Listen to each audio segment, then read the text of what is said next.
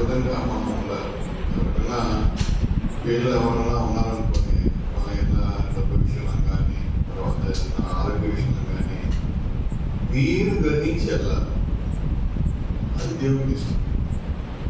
అదే కదా ఉపవాసం. సో అలాగా మీరందరూ ఉపవాసానికి అర్థం చాలా మంది క్రైస్తవులు మార్చేసారు. అంటే కొత్త నిబంధన వచ్చిన తర్వాత యేసుప్రభు వారి ఉపవాసాలు కొత్త నిర్వచనం కూడా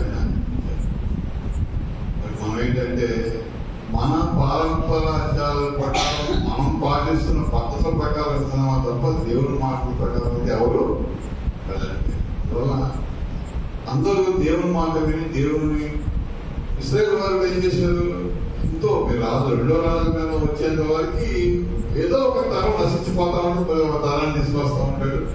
అవి ఏదుగా ఉంటారు. నువ్వు నాకు నచ్చలేదు, నువ్వు సరిగ్గా నా మాట వినలేదు కాబట్టి నేను మొత్తం నాశనం చేయాల్సిన అంశం అంటే వాళ్ళు ఇంకొక చోటు వాళ్ళని పుట్టిస్తూ అలా చేసుకుంటూ వచ్చాడు. యేసుప్రభువు వచ్చిన తర్వాత మనకి ఏంటంటే క్షమాపణ అనేది మనకి కలిగింది. అందువలన చాలా పెద్ద పెద్ద సబ్జెక్ట్స్ ఉన్నాయి. మీరు దేవునిలో బేస్ బాగా మీకు ఉంటేనే మీరు నిలబడగలుగుతారు. ఇలాంటివన్నీ పాల్గొనాల్సిన చాలా ఉన్నాయి.